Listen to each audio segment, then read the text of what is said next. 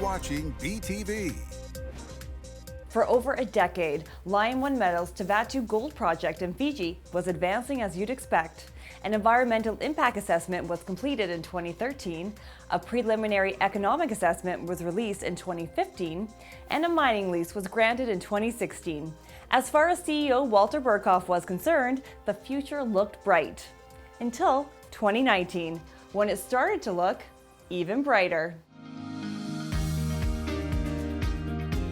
What's made this deposit jump out at us was identifying it as an alkaline deposit and looking at our data in an alkaline type model, and it just almost blew up in front of our eyes.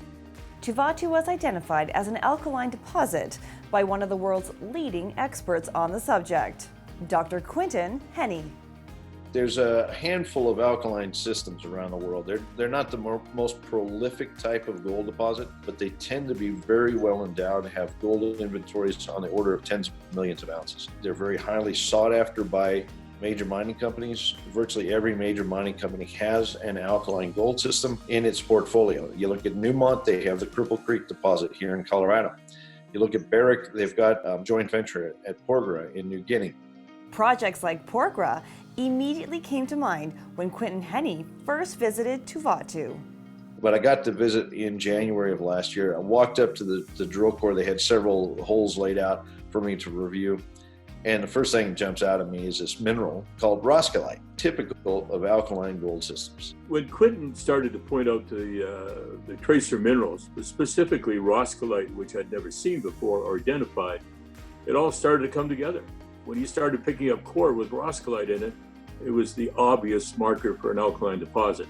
I'm still very excited. It's incredible. They're just getting better every day.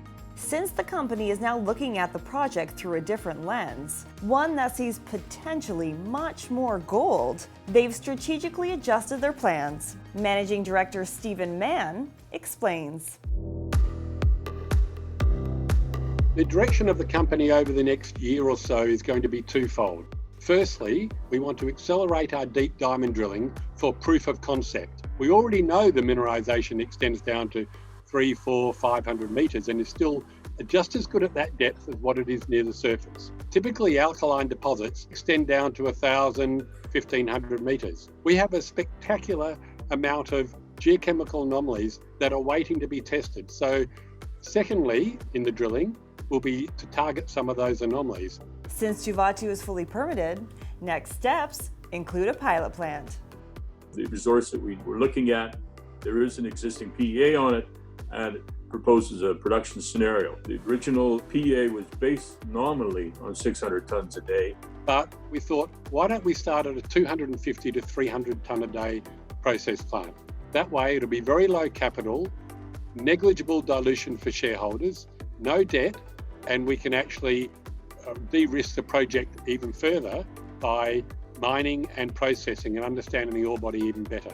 People from these major mining companies come and see, those who know alkaline systems really well can readily see that Tavatu is a big system, and they know right away, yep, this is the real deal. The company's license area has expanded to include the entire Navilawa caldera. And with the opening of their own assay lab, Lion One Metals is ready to handle the demands of future drilling and pilot mine production.